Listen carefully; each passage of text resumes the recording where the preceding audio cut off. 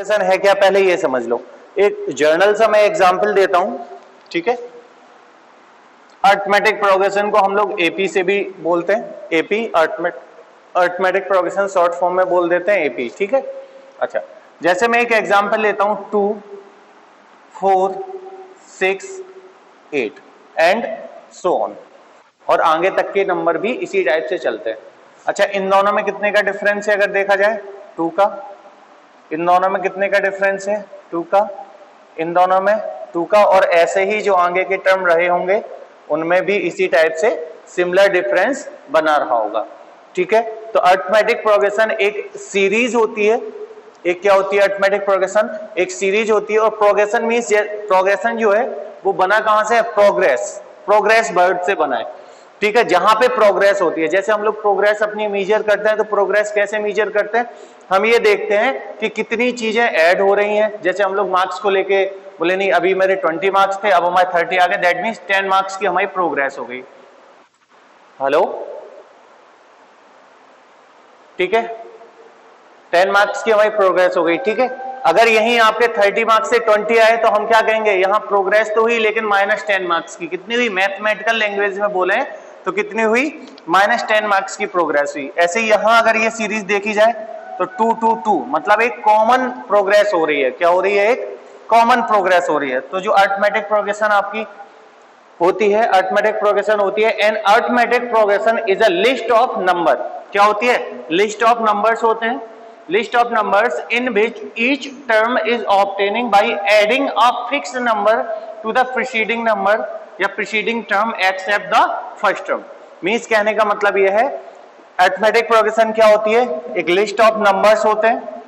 क्या होता है? लिस्ट ऑफ नंबर्स होते हैं जिसमें प्रोसीडिंग नंबर मींस आगे वाला नंबर एक कांस्टेंट नंबर से ऐड हो रहा होता है। जैसे यहां देखो, कांस्टेंट नंबर क्या है? 2 से ऐड हुआ तो हमें 4 मिला, फिर 4 में अगेन 2 ऐड हुआ तो हमें 6 मिला, 6 में 2 ऐड हुआ तो हमें 8 मिला, फिर 8 में 2 ऐड होगा तो हमें क्या मिल जाएगा? 10 मिल जाएगा। मिल जाएगा कि नहीं मिल जाएगा?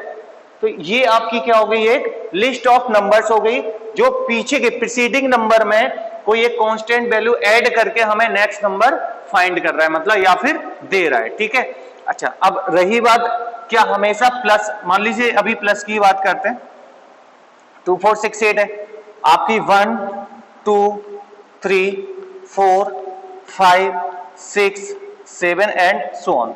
ये भी आपकी क्या हो सकती है? अरिथमेटिक प्रोग्रेशन हो सकती है। कैसे? देखो, इसमें कांस्टेंट नंबर 1 का ऐड हो रहा, इसमें भी 1 का हो रहा है, इसमें भी 1 का हो रहा है, और यहाँ पे भी 1 है, यहाँ पे भी 1 है, और आगे भी ऐसे ही 1 1 ऐड होते चले जाएंगे, ठीक है। कोई दिक्कत किसी को? मेरे ख्याल से दिक्कत नहीं होगी, बिल्कुल सिंपल सी है सीरीज, ठीक है। केवल ऐड होते चले जा रहे हैं। ऋतिक सिंह अपना माइक ऑफ रखो बेटा, ऑफ करो, म्यूट करो माइक को, ठीक है। तो इसी टाइप से बन बन बन करके ऐड होते चले गए। तो ये भी आपकी क्या है? अरिथमेटिक प्रोग्रेशन है। ये भी आपकी अरिथमेटिक प्रोग्रेशन है। अच्छा, अब ये सब प्रोग्रेशन है तो होती क्या नहीं है अरिथमेटिक प्रोग्रेशन, वो समझ लो। जैसे हमने लिखा 2 3 5 8, ठीक है, 2 3 5 8, तो इन दोनों के बीच में कितने का डिफरेंस है? 1 का है। 3 से 5 के बीच में कितने का डिफरेंस है? 2 का है। 5 से 8 के बीच में कितने का है? 3 का डिफरेंस है। ये अरिथमेटिक प्रोग्रेशन नहीं होगी। अरिथमेटिक प्रोग्रेशन मैंने क्या बताया? मैंने लिस्ट ऑफ नंबर्स, ऐसे लिस्ट ऑफ नंबर होने चाहिए जिसमें एक कांस्टेंट वैल्यू से, जिसमें एक कांस्टेंट नंबर से अगर 2 ऐड हो रहा है तो हर बार फिर सभी नंबर्स में 2 होने चाहिए। यहां पे देखो, पहले तो 1 हुआ, फिर 1 से बढ़ा के 2 कर दिया, फिर 2 से बढ़ा के 3 कर दिया, तो ये क्या है? अरिथमेटिक प्रोग्रेशन नहीं होगी, ठीक है।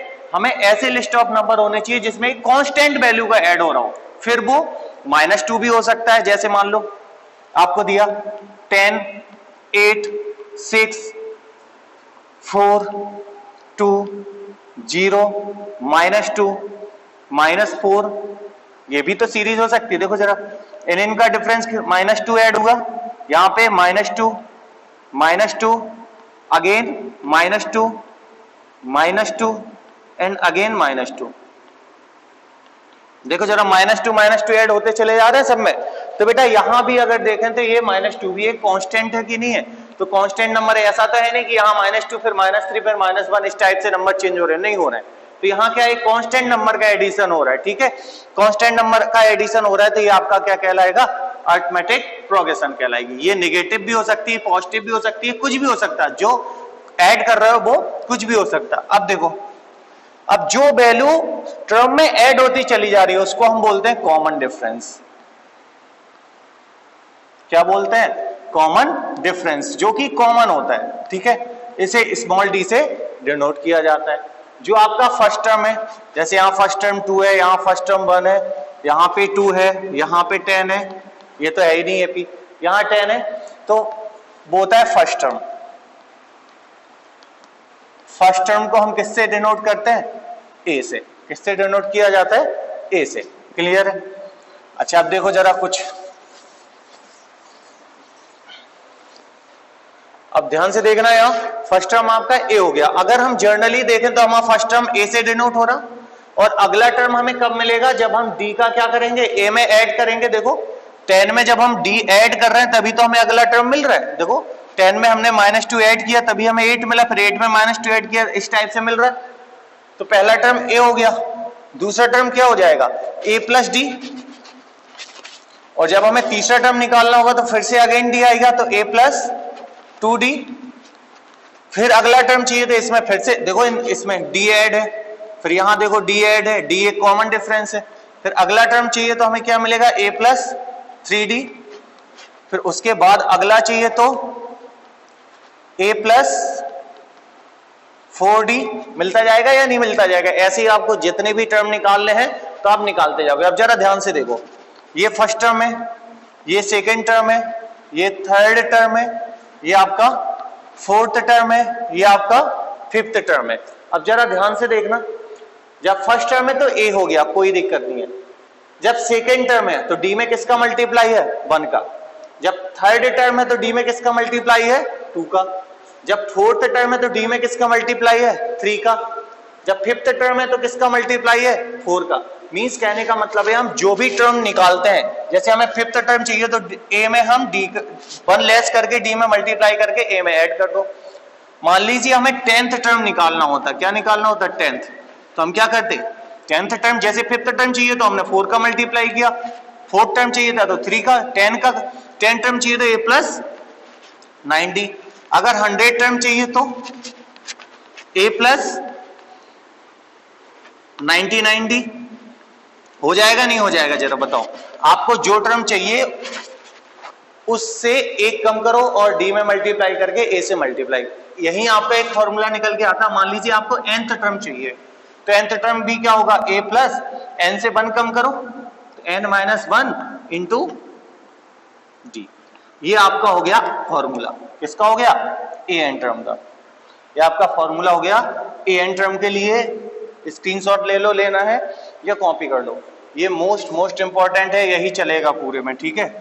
an टर्म का फॉर्मूला हो गया, ये आपका क्या हो गया, an टर्म के लिए, nth टर्म फाइंड करने के लिए।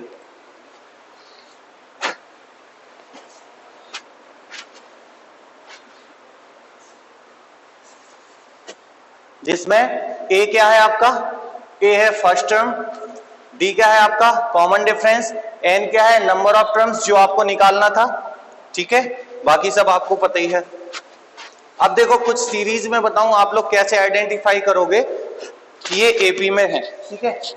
अगर कोई भी 3 टर्म्स, मेनली आपको 3 टर्म्स ही दिए जाएंगे या 4 टर्म्स दिए जाएंगे, अगर चेक करना है। मान लीजिए आपको दिया 2, 6, 10, 12, फिर दे दिया 3, 15, 21। अब मान लीजिए आपको चेक करना है, ठीक है, कि ये एपी में है या नहीं है। तो देखो जरा ध्यान से, 6 से 2 माइनस करो, कितना आया, 6 से 2 माइनस किया 4 आया। फिर 10 से 6 माइनस किया तो कितना आया, 10 से 6 माइनस किया तब भी 4 आया। और यहां 10 से 12 माइनस किया, क्या आया, 2 आया। दैट मीन्स ये एपी में नहीं है, क्योंकि डिफरेंस कॉमनली नहीं है, सब दो तो सेम है लेकिन तीसरा अलग है, तो ये एपी नहीं होगी। अगर केवल इतने टर्म्स की बात करते, अगर केवल इतने टर्म्स की बात होती तो ये क्या थी, एपी हो जाती। क्लियर। अच्छा नीचे देखो, 3 और 9 के बीच कितने का है, 6, 9, 6, 15, 15, 6, 21 ये है, ठीक है। इसका कॉमन डिफरेंस सेम है तो ये एपी हो जाएगी, अदरवाइज ये भी एपी नहीं होती। क्लियर है? मेरे ख्याल से क्लियर होगा इसका, ठीक है। चलो ये हो गया।